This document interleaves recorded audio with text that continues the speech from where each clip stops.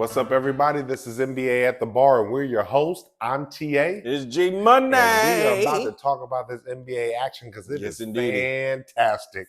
And for all of you, I need you to do me a quick favor. Let's get it done right now. Let's like, let's download, and let's subscribe for us. We are brought to you by ATV Media Network. Because this NBA action is fantastic, and G Money. Look, you had to say it twice. Because it is. It's such an exciting time when we talk about the trade deadlines and what have you. And it is absolutely popping. There was actually a whole lot more action that was taking place than any of us thought. You know, and so we're going to talk about that in a little bit. Before we get to talking about that, what are you drinking on?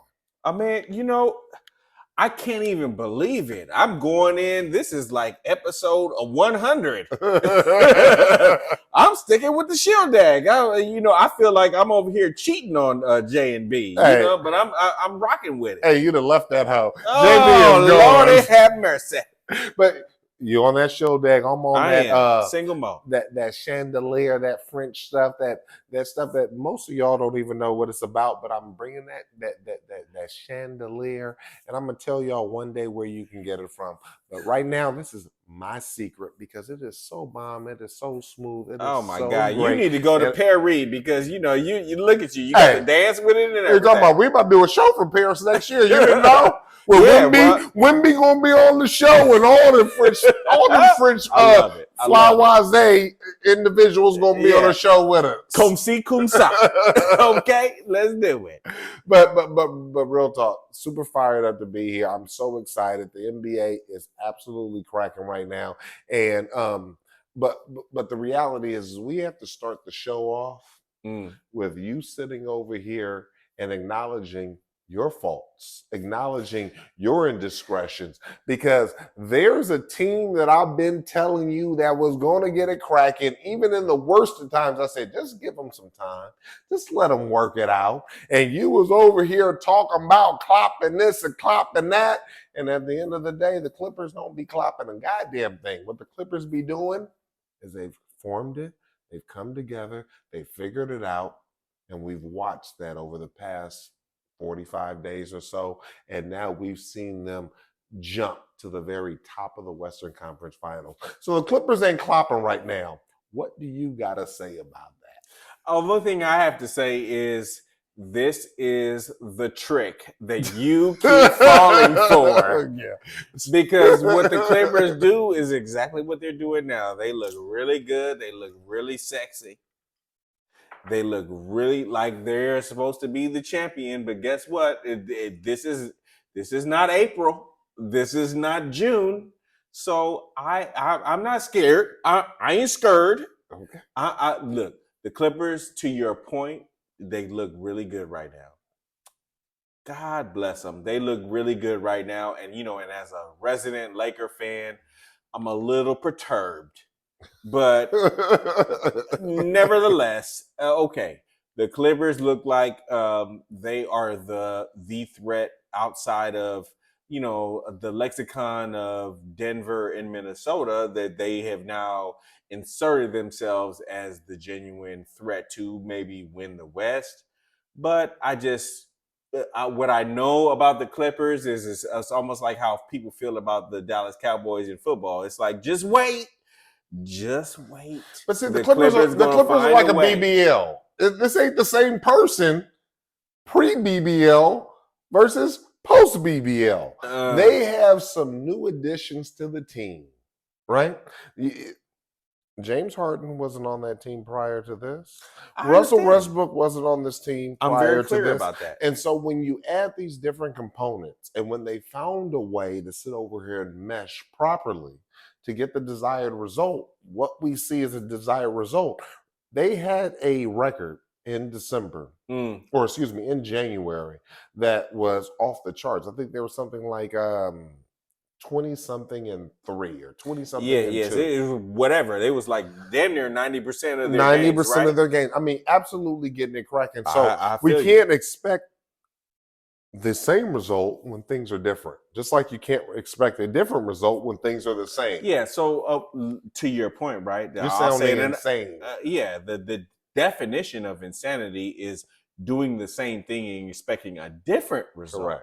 So yes, And not expecting a different result when things have changed is another form of insanity. Okay. So, what you trying to say? You might be trying to say? Thinking holding this Clipper team to the same like the faults that previous Clipper teams have. And guess what? I wasn't there with it. They were going to sit over here and be NBA champions, but the proof is in the pudding. Now, again, we are still very early in their maturation. We're very early in terms of this team coming together, playing like we've seen them play, and to be able to do that over the course of the year. Yeah. Obviously, we need to see where they're going to be at in April and May. But you can't help if you're a Clipper fan, but be excited about what we've seen thus far from this team. And outside of injury, yes, I think we got some action. Okay. So what I will give you at this particular juncture of the season is the Clippers have proven that they are a team that is devoid of weakness.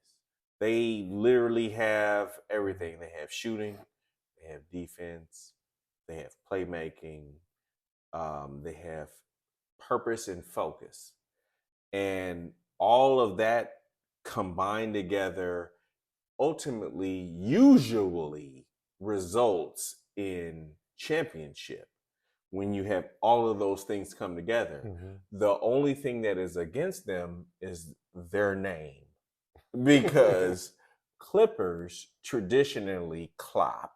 And so I won't let go of that from my cold dead hand. Will I let go of that? I just feel as though, even though my eyeballs tell me that the Clippers, it's a new day and they're about to have a new arena and they want to have a championship banner to throw into that new arena. Could you imagine?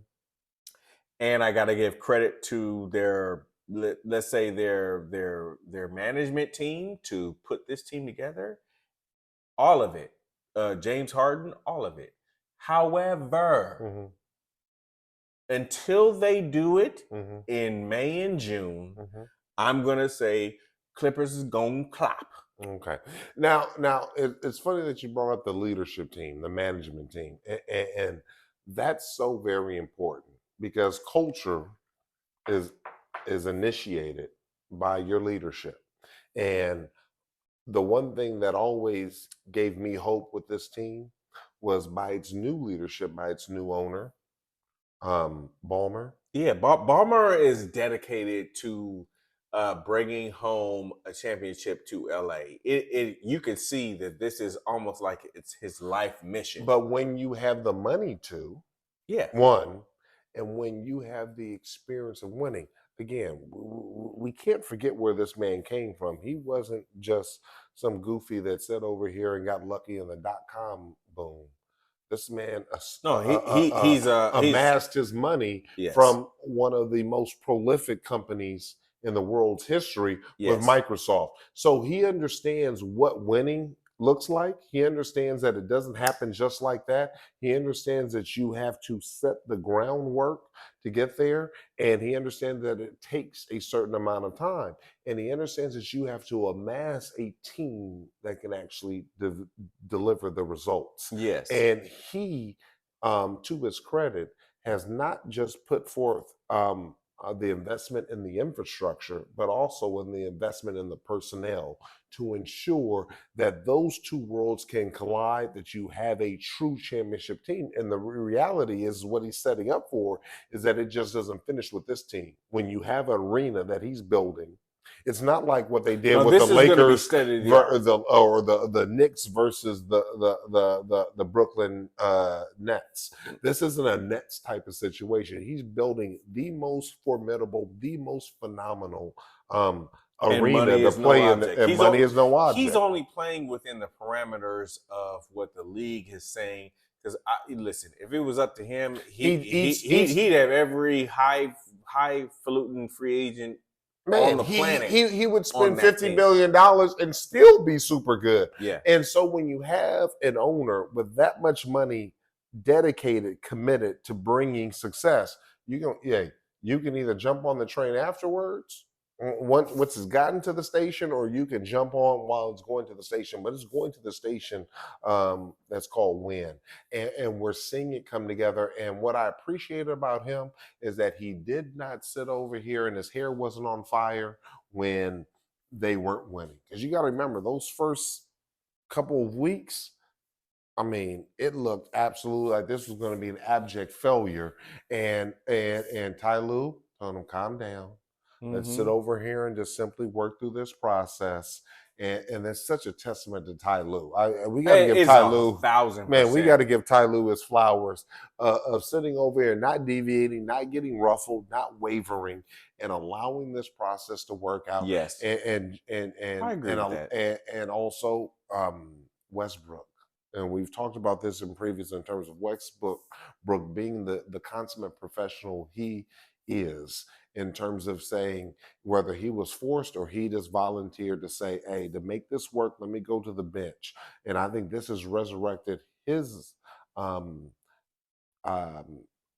people perceive him, his focus, his focus, but also his Hall of Fame credentials. And I think character lends to that sometimes. You have some people that they weren't the greatest of the greatest of the greatest, but they were very, very, very good. And they get into the Hall of Fame before people that were great, but had less character attributes. You know what's interesting about the Clippers, just as you just articulated, right? It's Paul George, it's Westbrook, it's Kawhi. No. Kawhi's won rings. This is the one. Right. The one. So many people want to get to a ring. It's so important to them that it adds extra effort. Yeah. James Harden, Westbrook, Powell, Paul George.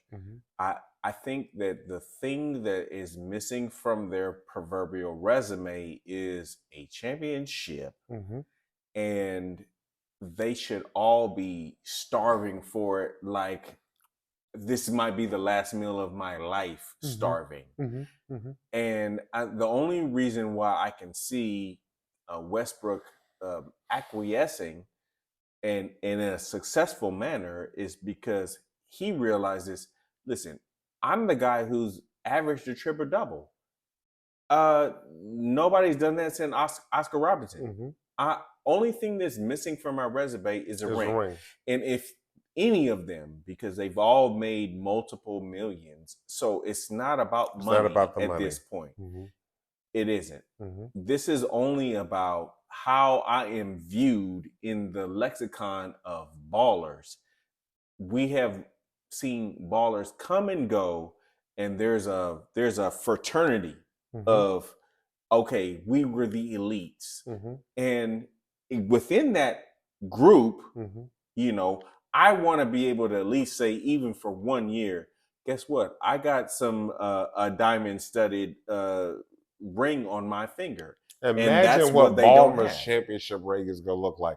That motherfucker's going to be 2 stories. Absurd. It's going to be 2 stories. It's going to be the most ignorant ring that you've ever seen by far. But here's what's crazy is, what's so unfortunate about what Balmer's done, what this team has done, how it's come together, the result that they're getting, the greatest threat to their long-term success in terms of in this season, in terms of accomplishing what you just articulated, what they want to get, the ultimate goal, is how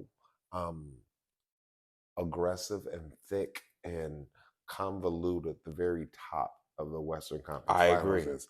I mean, you're talking about having 4 teams that are neck and neck for the number 1 spot. I mean, in 40 years, I can't remember when 4 teams are vying for the number 1 spot in any conference. I don't think I've ever seen that ever in my life.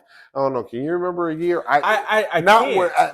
Not where 4 teams are performing at such a high level, because these teams are performing at such a high level. To put that in comparison, the number 1 team in all of NBA is the Celtics, and they're probably they're performing at about 3.5 games above everybody else. But when you talk about, there's only one other team in the Eastern Conference that's performing as high as the 4 teams that are performing in the top of the Western Conference. So when you talk about OKC, Denver, the Nuggets, when you talk about the T-Wolves, Minnesota. and then the Clippers, all right there at 16, only 16 losses thus far, and they're all at the top. When there's that much competition, it makes the result a little bit murkier.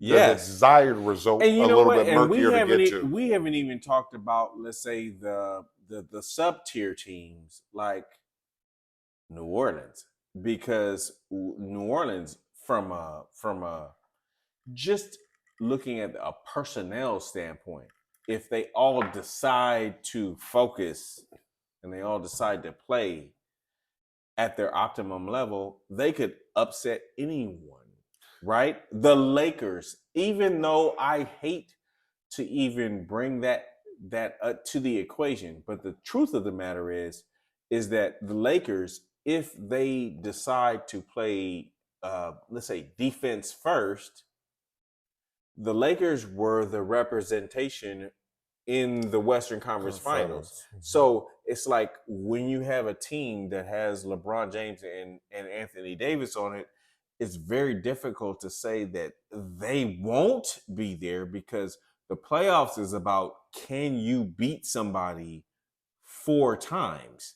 And when everybody locks in, it's a problem. So I don't know. I'll tell you, I've begun to move away from that, and I know that's kind of been what we've talked about for the entire first third of the season. Is that, of course, they have teams that are surging, teams that are playing well, teams that are kind of getting their groove. But I think there's become a separation between the real and the fake. And, and I think we have a big 4 in the Western Conference, and I believe everybody else is just, get prepared for next year. Okay. Do what you got to do, figure it out, figure out the kinks in your armor right now and this year. But this deal is going to come down to the Final 4 in the Western Conference. It's going to come down to these 4 teams, and I don't care what the Kings do with De'Aaron Fox. I don't care what Phoenix does with their big 3. Yeah, I don't care what the Lakers do. Utah Jazz, in the play-in tournament. I think we have a big 4 that solidified themselves, and ain't nobody messing with them. Okay, so you know what I want to just say to I guess piggyback off of, or double down off of what you've said. What I've seen through the league at this particular juncture is, I have not seen anyone who I think that could beat Denver in a 4-game series. And in the West, that's what it's going to boil down to. Jokic is the best player, and Murray might be, let's say, anywhere between the top 10 of guards. So when you have the absolute best player and you have a top 10 guard, and then everybody else on your team is solid, I don't see anybody beating them in a 7-game series. And that's why I like the Clippers, because I believe they do. I believe they have more horses. Okay, so not more horses, because every horse ain't built the same. I think they have more stallions than Denver does. And I think in a 7-game series, when you got 4 cats, 3 of them that gotta have it, that this is their shot. Yeah, I think they can win that. Again, I hate to discount, disparage, not overvalue Jokic, because his game ain't flashy. He just simply does what he does. He gets it done. He gets it done. You know what? Period. And I watch games sometimes with my son, and I say, you know what I would have done if I would have made it to the league? Is I'd have just cracked that motherfucker. Yeah. And guess what? I would have flew in with a flying elbow to Jokic and cut that eye, and he got to get a couple of but stitches. But he's Yugoslavian or Russian or something. He's a big boy and he can take it. But what and again, that's a little bit of hyperbole.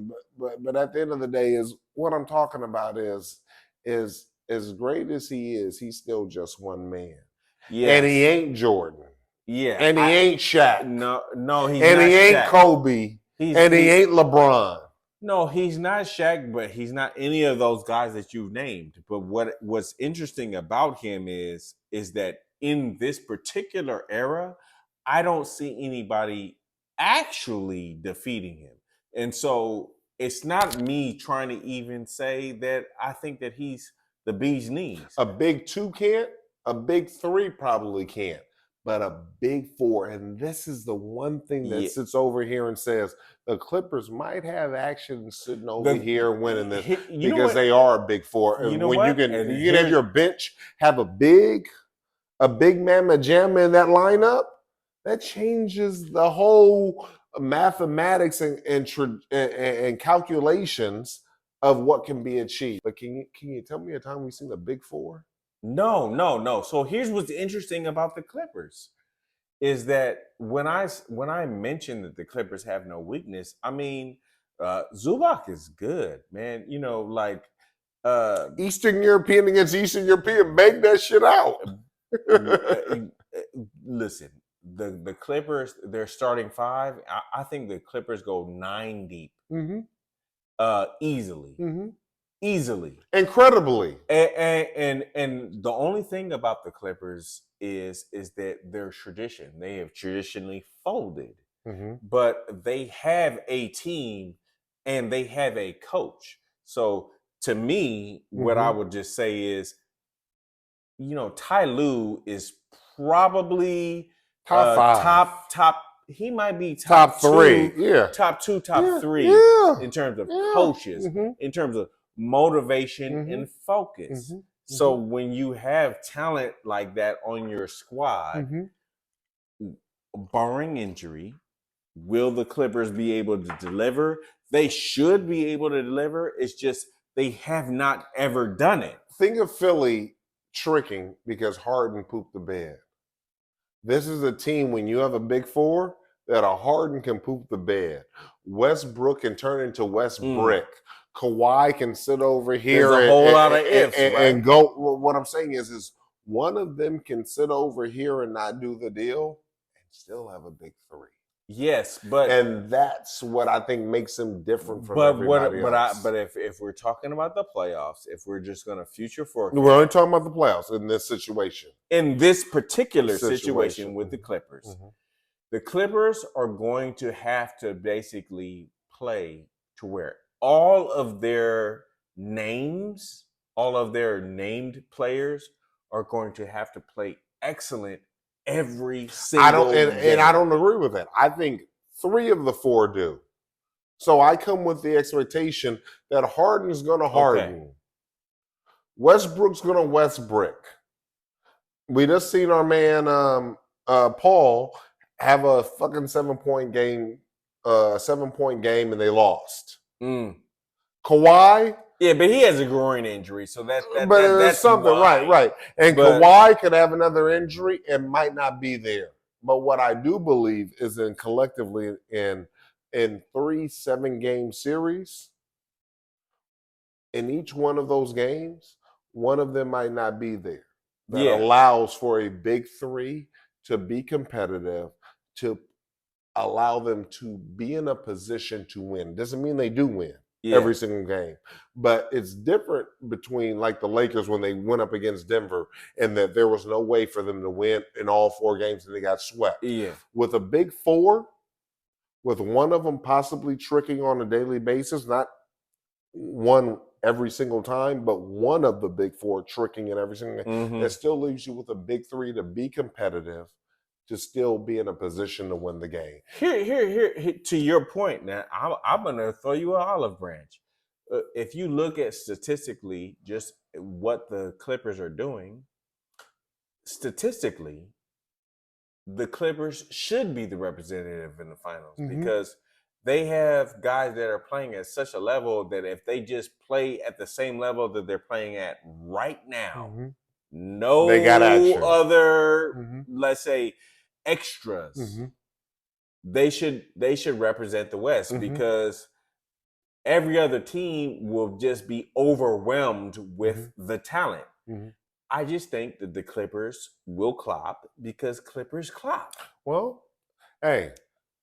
That's what I would say. Balmer's going to put his nutsack on your forehead. That way. But here's what the twist is. In this West, here's what's interesting. We've talked about Denver, which obviously we should. They're the defending champions. We're talking about the Clippers. Obviously we should. They have a big four, and they're playing absolutely phenomenally. But you can't sleep on OKC. They're so young. They don't even know what they don't know. Yeah. And in them times when you don't know what you don't know. This is a parody season. It's such a unique season. When you don't know what you don't know what to be scared of, you don't know what you can't achieve, you don't know what your deficiencies are that are too much to overcome. Right there. And you can just sit over here when you got SGA that's absolutely a monster. When you got when you got Chet, that's an absolute monster. Yeah, Chet Omer is a problem. And what I love about this team is they're still making some moves too. So when you sit over here and look at this team, this is not a team. Because they're being led by SGA and his Robin is Chet.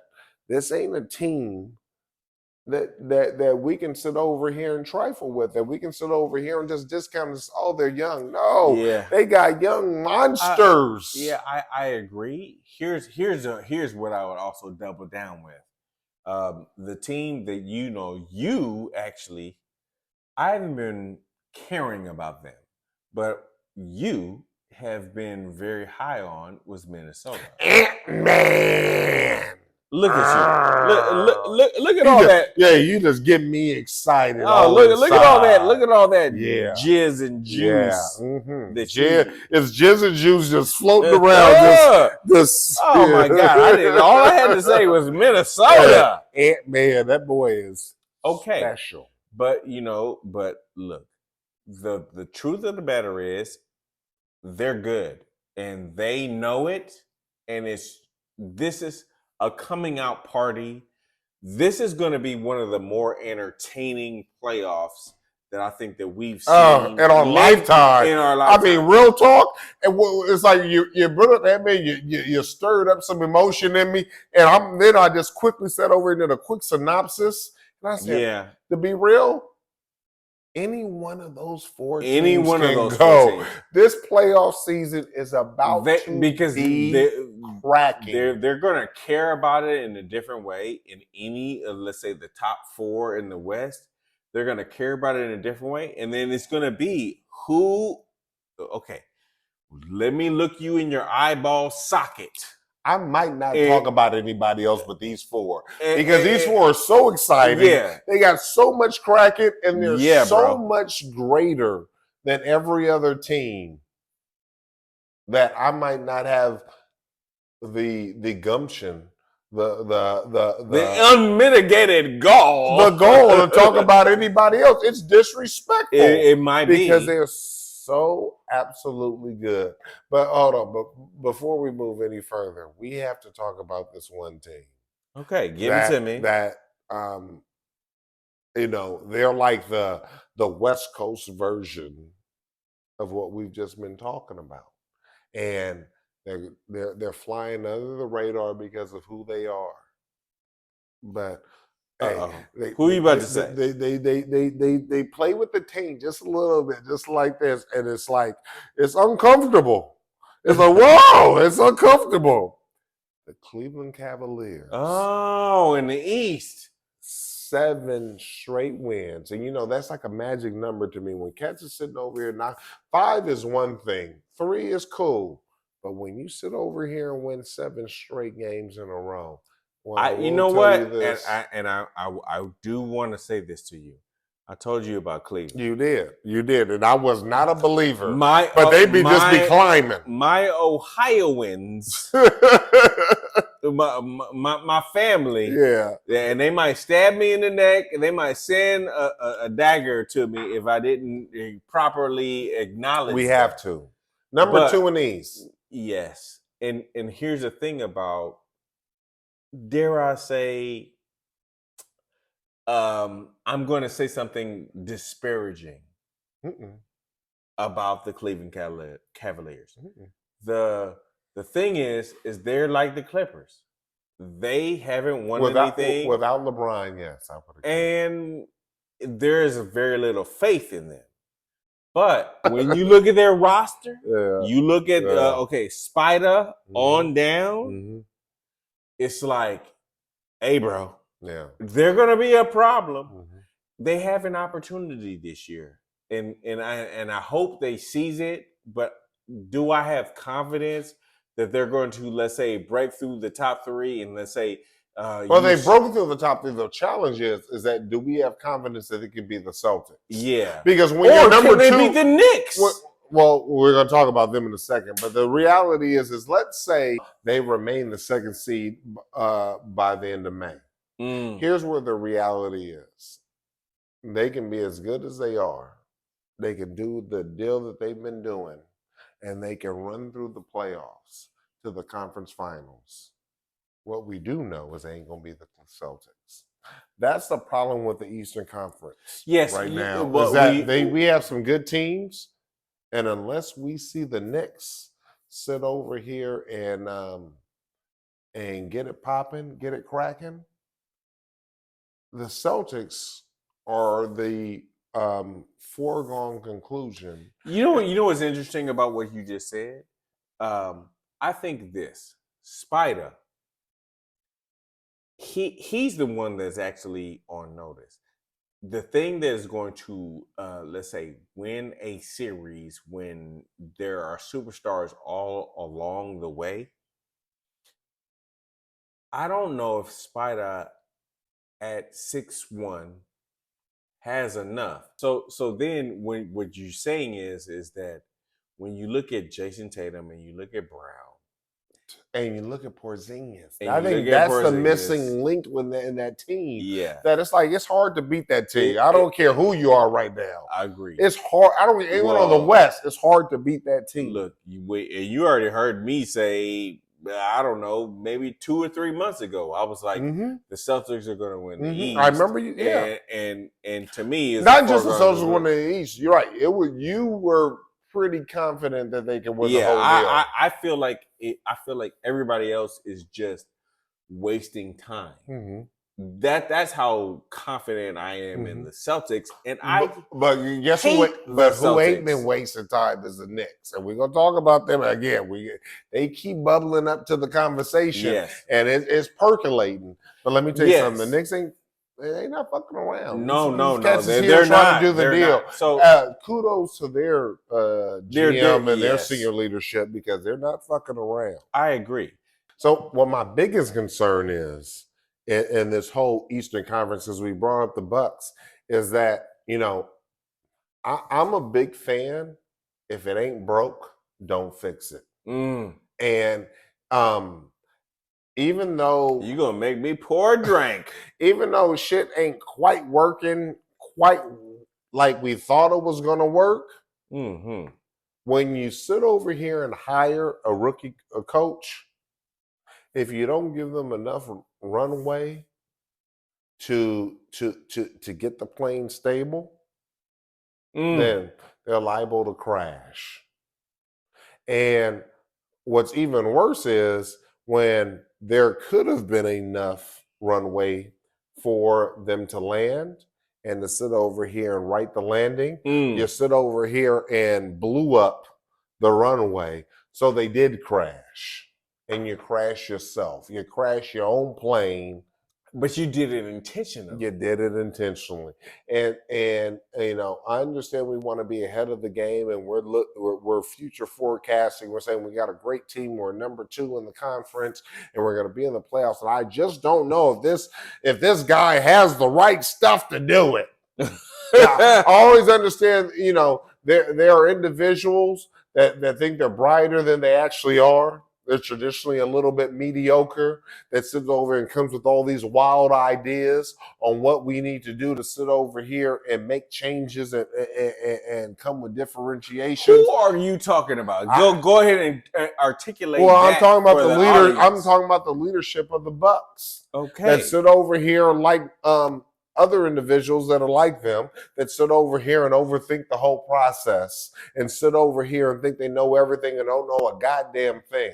And now, I'm not saying Adrian Griffin was the very best coach, but it's a coach that you hired just 6 months prior. And he was number 3 in that. No, he was number 2 when they blew him out. He was number 3. He was number 2. And now you done brought in somebody that nobody wanted. That's why he was telecasting. That's why he had the deal around his head and he had the imprint on his head on a natural. Oh, you know what I'm saying? You all in your soapbox. Well, the whole twist is that now we look at what the ramifications of choices are. All right. And the ramifications are this dude is 1 for 4. And I'm actually a Doc Rivers fan. But I don't think Doc Rivers has stood over here and publicly said he wouldn't wish this on anybody coming in at this point in time in the season to take over a team. You know what's interesting about them? But his mama didn't raise no fool. He got to go get that money. You know what's interesting about them is this one simple thing, okay? Because you articulated all of it. Doc Rivers does not have his assistants that he would have chosen. Doc Rivers does not have the let's say offensive style or defensive style that he would have put in force in the summer to make sure that everybody's playing to that style. So now what you're really saying is that I have inserted somebody who's going to be a motivational speaker. That's what Doc Rivers is at this point. Well, that's all he can be. So now you sit over and get rid of a coach that had a semblance of a plan with a team that he had to coach that wasn't the team that he was supposed to coach, but came up with a plan to coach this team to get them to the second level. But the powers that be, the geniuses, decided to AKA ignoramuses, they didn't know what they're doing, sat over here and fired one man and brought in another who's not going to be able to do the job and is actually causing them to be different. Now, all we can do is hope is that the same time needed to be allotted to them to figure this out, like we asked of the Clippers, happens with them. What you're telling me is you're upset with this. No. I know it's not decisions. Decisions is what it is. It's about results. I don't care what the decision is. All I care is what the result is. Well, that's what they care about too. Well, no, you didn't, because they were number 2. And you didn't care about that result. You didn't respect that result. Okay. So that's not what they care about. You're going to make me take a sip. And for me, it's all about the result. I care about the end game. I don't care how ugly or pretty it looks.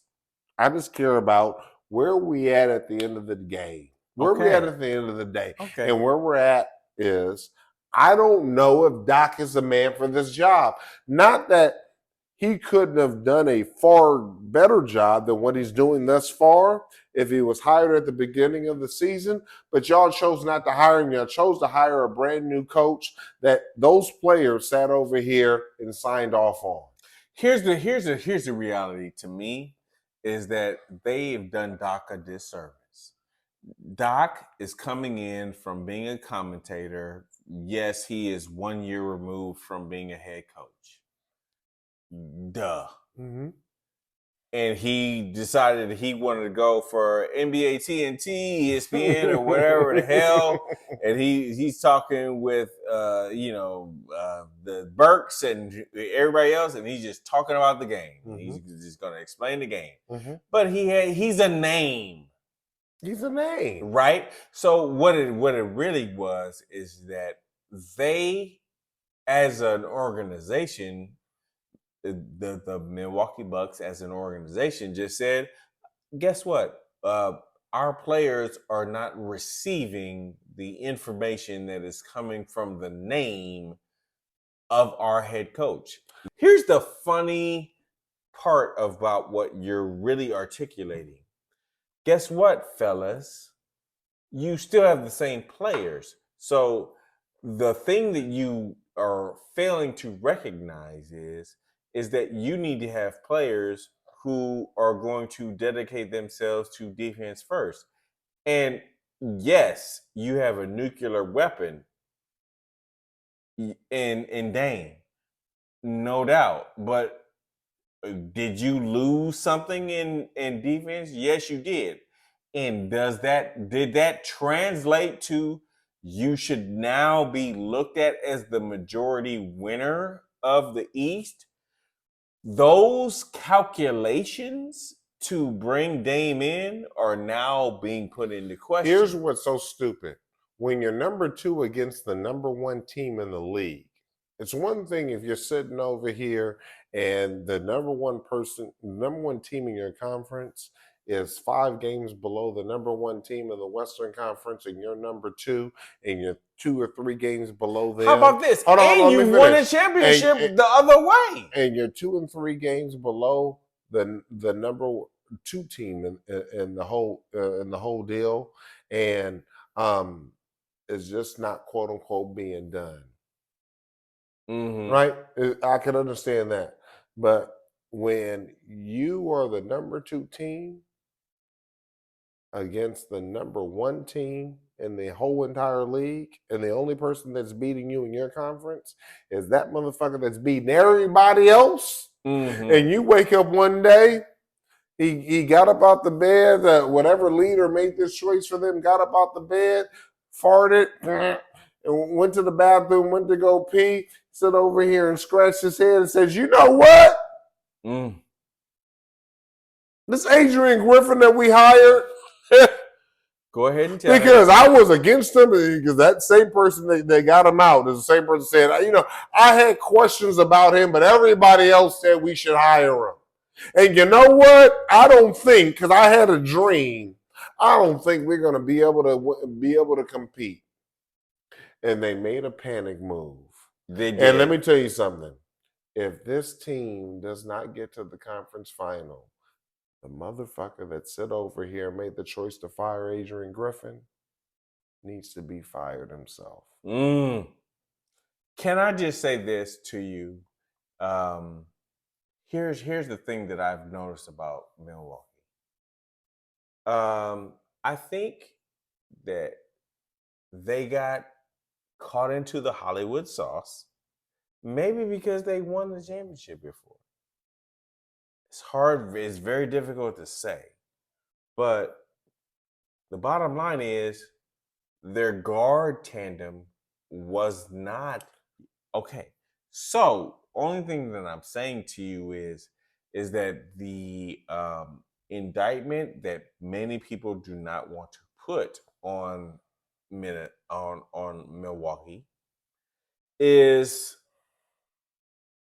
were we better off just picking with a tier 1 defensive player in Holiday who could hit jumpers? No. So is Holiday the difference between Holiday and Dame? Because that's when we bring it down to its very most. Look at their record.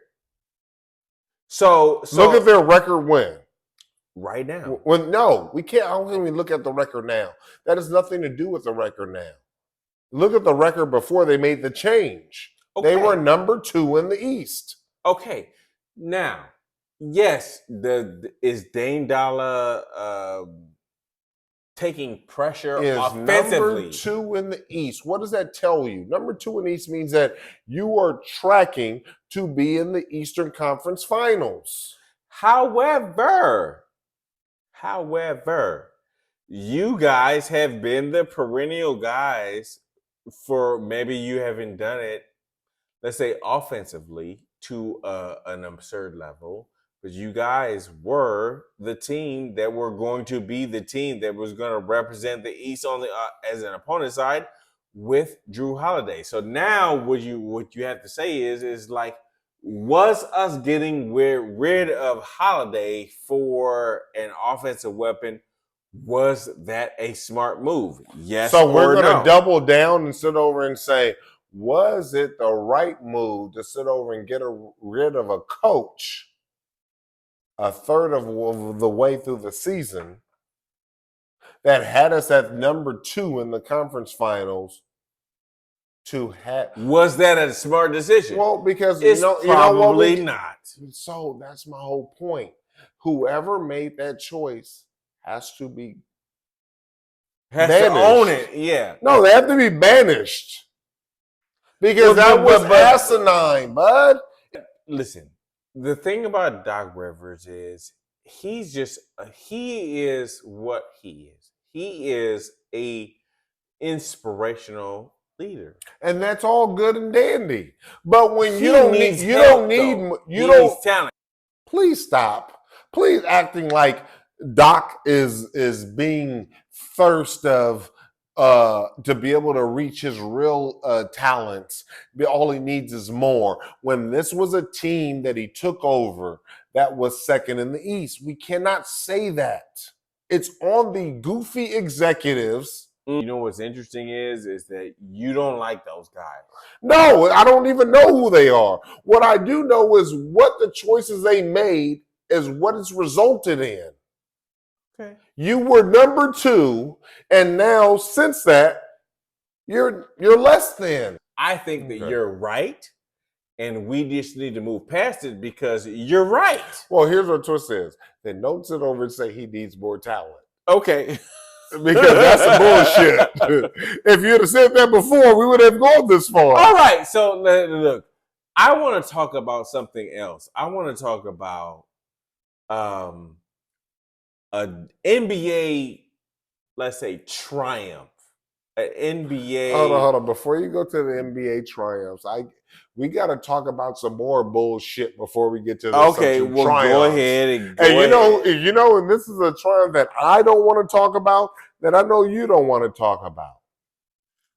The Lakers. The Lakers. I know you don't want to talk about that. I know you tried to go and mosey your way around that, but guess what? I can't allow you to do that, and I can't allow myself to do that. Okay, so go ahead. And guess what? That agent. I told you he was an agent. I told you he wasn't nothing but an agent. Listen to them old shows. You must have forgot. That boy ain't nothing but an agent. Pelinka is a stone cold mystery that couldn't do anything for this team because he ain't nothing but an agent. And now has calcified this obstruction of a team onto LeBron's shoulders because he can't pull off of a trade because he ain't nothing but an agent. Nothing but. And now we have a Laker team that has a big 2 that needs just 1 or 2 real adjustments to sit over here and again vie for a championship. But because we have a GM and an owner that sat over and chose Pelinka over Magic Johnson, shame on her sorry ass. Pelinka's a stone cold, and I told y'all from the very beginning. I'm going to say this. You're being too aggressive on my team right now. It's my team. I love it, and I gotta hear the LeBron haters talking as if it's his fault when it's really Pelinka. You know what's interesting about the Lakers is this is truly the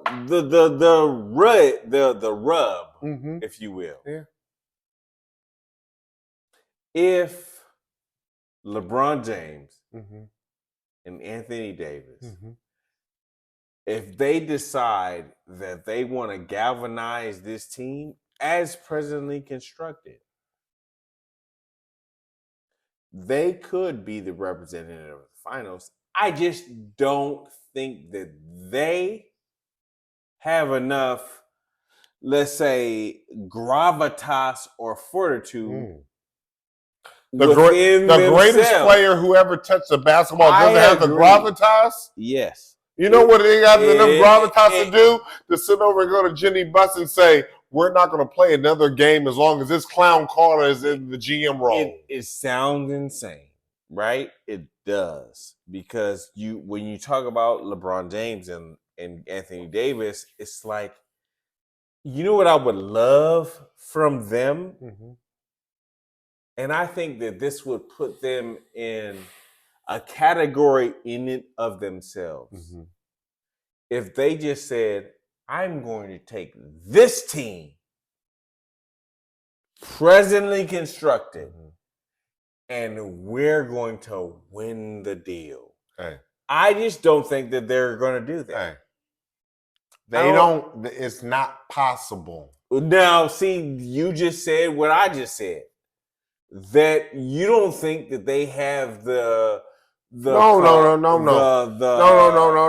fortitude. I'm just a no. I'm a realist, and we saw them attempt to do that last year, and when they ran into a far better constructed team, they got swept in the finals.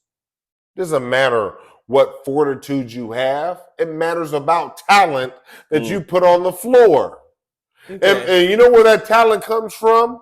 Not from the talented individuals that are already on the team. It comes from the front office. Only thing I'm going to say to you is thank you. Because I hope that these guys see in any semblance of level to us saying that we doubt them. Because the only thing that can propel that team to greatness is LeBron is going to have to just be great. No. No. Yes. No. You know what? Yes. And Anthony Davis is going to have to be great. Hey. If those guys are great, they're going to the finals and they're beating everybody. What I want to sit over here and see is that Pelinka leaves this organization, goes to the Caribbean someplace, or to the Mafi Coast, get the fuck out of LA, because all you've done is destroyed this organization. Destroyed this great organization. He's a stone cold. All I saw for the last 2 days was Pelinka's on the phone for 10 hours trying to get a deal done. And his sorry ass didn't get a deal done. Okay. So I don't want to hear about what you was trying to do. If you can't get it done, get the fuck out of here. Because if Magic was here, he would have got it done. And Magic was smart enough to sit over and say, hey, I've known you since you was a little girl and you picking this agent over me? Have a nice day. So I'll go buy into the Dodgers when they listen to me, and I'll go make greatness over there. I'll go buy into the Commanders where they listen to me and give me a couple of years. I'll make greatness over there. Since you think Pelinka was realer than me, punk ass Jenny Buss, that I've known you since a child. Since you were a child, you want to sit over and roll with this Mickey Mouse? You are going to get all this is going to be eliminated. But no, we got Pelinka's a stone cold. But let me just destroyed the Lakers. No. The Lakers need to do one thing and one thing only. They just need to focus on one thing and one thing only. We're going to win the ring this year. And the reason that we're going to win it is through Anthony Davis and LeBron James' leadership. And what they need to do is they just need to get their guys to believe. If they get their guys to focus and believe, they can do it. Hold on. So what you're They telling me is a absolutely can team do that it. got to the conference finals last year and got swept have a team that They- doesn't believe this year. No, they can do it. It's just about belief. The only difference between last year, this year, any of it, is just get your guys. Why don't these believe. guys believe this year? Because they're Because they have marginal. eyes? No, because they're marginal and they're not used to winning So at this they're level. So Pelinka brought in people that are marginal, according to your words, not used to winning, according to your words, and now the individuals that It doesn't mean that they can't. The individuals that this clown car brought into that you should have very so eloquently described their lack of ability is now on the shoulders of LeBron. Let me tell you something. If LeBron was sitting here with us, what would LeBron do to you? Here's the thing that I think that is being misrepresented. Please. Physically, this team, they have all of the physical attributes. Really? This is about belief. Really? These players that you're talking about this is are about hurt belief. and not playing. They're not playing. The ones that you're talking about are the physical attributes that you're talking about. They aren't playing. You and I are going to disagree. The thing that I think that will separate this team from others is belief. If the Lakers decide to believe, do you understand that the Lakers are in the 9th place? I can't wait until you. If they were in the 6th place, okay. They're in the 9th place. Please don't tell me that belief is a separation between them sitting over here and getting to the championship and them sitting over here and being in the 9th place. 9th place is a separation of them sitting over and getting in. The belief is a separation between them getting into the playoffs. I can't wait until the playoffs come. I can't wait till the Clippers getting your booty cheeks. Oh, I just can't wait let's till they clap up. Clap, clap. Let's go. Let's go. You know what?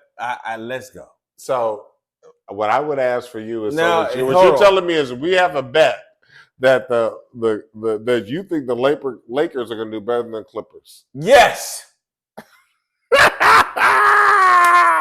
The Lakers are going to advance. Clippers are going to fail. Okay, but at the end of the day, is the Lakers. All of this.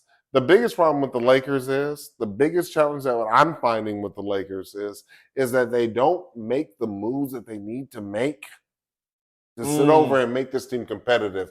And you know, the reason why that's so apt is that we've just come to the end of the trade deadline. We've made no moves. And you and I have talked about the trade deadline for many weeks leading up to here. And that's why I left it into here, is that because there were so many trades. For those of you that don't follow us on NBA at the bar. NBA at the bar on IG. You got to find this, because I sat over and posted all of the trades, and then there were so many trades. There's so many teams that were doing so many maneuvers to get incrementally better. Here's the thing that's interesting, that I think that I understand why the Lakers made no moves. This is because, look, the last 3 games that they won, they beat the Celtics. They beat the Celtics. Knicks. Didn't care about them. LeBron gangbanged the Knicks. Mm-hmm. No. That's actually inaccurate. The thing is, the guys that they were going to trade, which were their trade pieces, were Reeves and Russell. Reeves is going now. Reeves and Russell were always on the table. They were not always on the table. Reeves was never on the table until early. Okay, so yes, we've heard through the course of the semblance of the season that Reeves and he just signed a new contract. So it was like, yeah, Reeves is off the table. But I will tell you this, is that if the Lakers would have messed around and lost those 2 or 3 games, Reeves was on the table, bro. Okay. He was on the table. The only thing he has a Laker insider. Yeah, the only thing, yes, I am. Please believe it.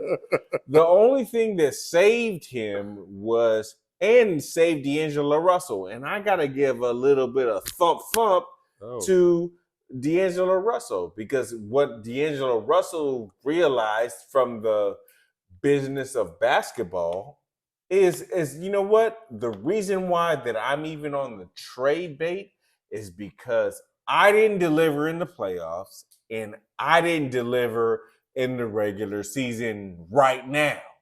And guess what he decided to do? When you don't deliver in the regular season or the playoffs, is it fair to say you deserve to be You traded? need to be gone, yes. But here's the funny thing about him. Mm-hmm. He just made a decision within himself to say, I'm going to show you guys that I am a baller. And you know what? God bless him. Is he a baller? I think that he is. I think that the only thing that is separating D'Angelo Russell from being, let's say, respected is he needs to do that in the playoffs.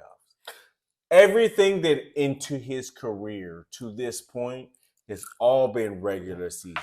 What have he ever shown you for the playoffs? He's has he ever shown you for the playoffs? He's wet the bed in the playoffs. So is it fair to say he can't do it in the playoffs? No, because you know why? Because he's so young. He's so young that it's kind of like this is his moment. If I am D'Angelo Russell, I'm going to say this is the moment, this playoff, this run. They didn't trade me. Thank God they didn't trade me. So now let me be the guy who can say, let me, So let me ask you show my wings. Because what I want to talk about right now is just in general. Because he can do it. We've talked a lot about the Lakers. I mean, we've beat that horse, to death. Really, what I want to talk about very quickly before we get up out of here is just the trade deadline. And there have been a plethora. Sure. There were very few major trades that were done, but there were a lot of league wide. They were very minimal. I wouldn't go that far. I would just say that the trades that were made were less impactful than, or the vast majority of them were less impactful than we had hoped. But I do believe that they have been some impactful trades, and that they have been some situations that are going to be different. Yes. Post trade deadline, some teams and some results that are going to be different post deadline than pre deadline.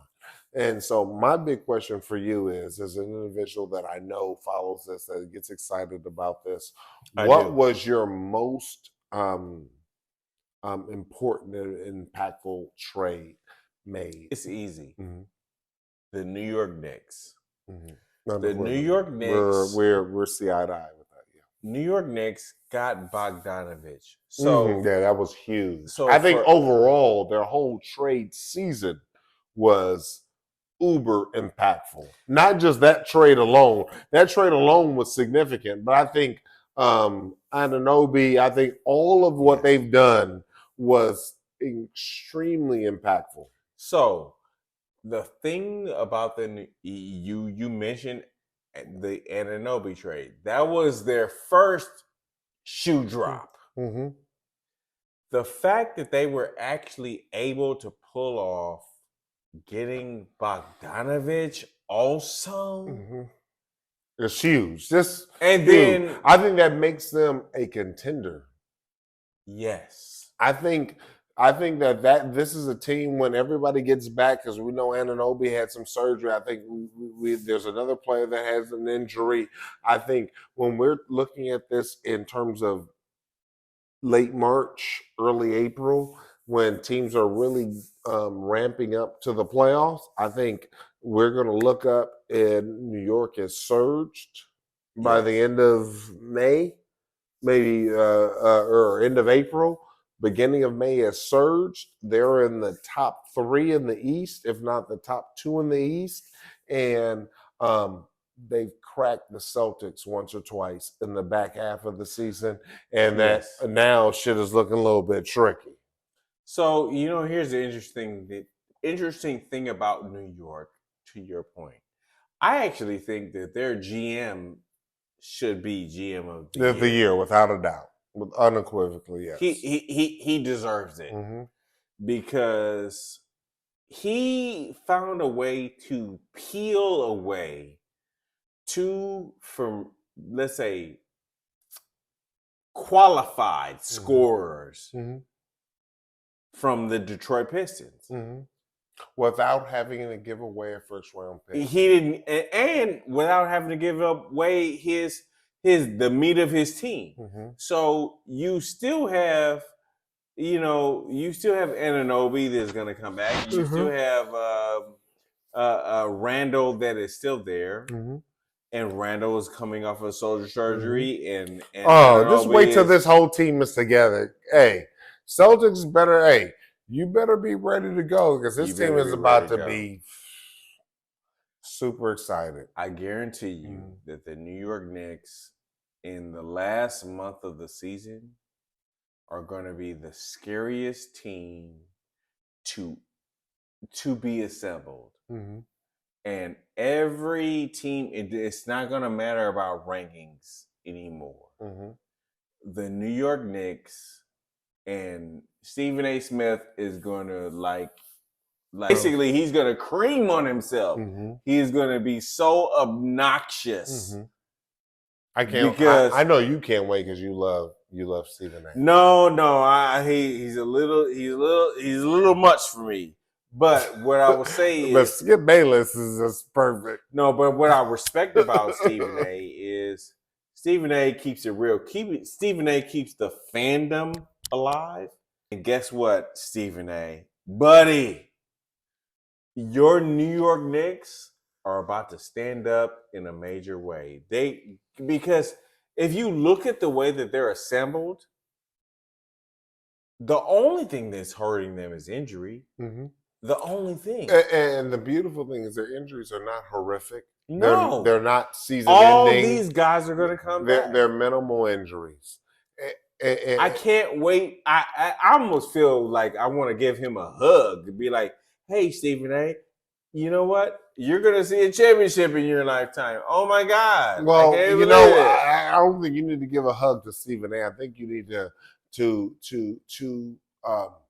get a bullhorn and say that to the whole New York City. And so New York stand up. I just want to touch on the trade deadline. It's premature. It was quiet. It's quiet, but it's premature. It's early. We don't have enough time in this episode to sit over here and really dig deep, because we really don't know.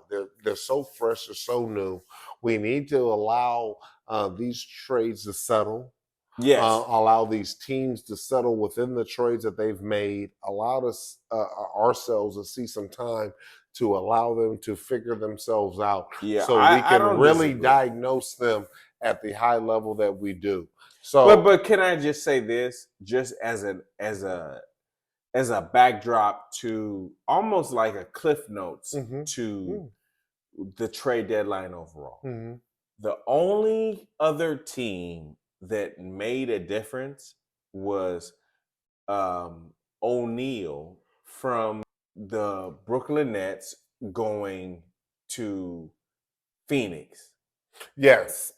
I do think that trade could have. Those are the only two. But I do want to see how that all And the Phoenix is a special thing because I live part-time in Phoenix, and I do want to see.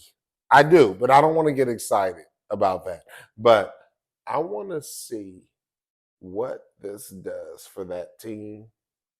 Yes. Not next week, not even the week after, but the week after that. Yeah. You want to see 3 weeks in, like where we at? Because hey, if that fits like how you and I both think that's going to fit, now we got a big 5. Now you're going to see another 7-game surge if there's no injuries, and now we have 5 teams. Yes. That are in the mix 1,000% on the West. And so that's what I said. I don't know. We're premature. Yes. In terms of talking about that. Great call in terms of planting the seed and sitting on say it's there, but on that paper, could be special. Only thing we're talking about right now is paper. Don't play with me, because I will sit over here and get season tickets for the second half of the season just to sit over here and watch them in person, because that team can be special. Yes, because a guy like him is going to take so much pressure off of Kevin Durant to have to play. That's basically like 3 positions. Yes. But what it allows is Kevin Durant to take just a little bit of pressure off, like you said. But this individual sitting over when Kevin Durant gets off the court or takes a night off, that the team doesn't completely dip. Yeah. And so the other a part of the big 3, if Kevin Durant sits, that they don't lessen up and they're still almost just as formidable if he was in the lineup. That's where they did. That's how you go on 7, 8, 9-game win streaks. Yes, and you know what is the magical thing is that then what you have to then compare them to is like, okay, the way that they're constructed, the way that they're now newly constructed. If I'm the Lakers, are we better than them? No. So stop saying it. Okay. Now, you say no with your whole chest. Whole chest and balls.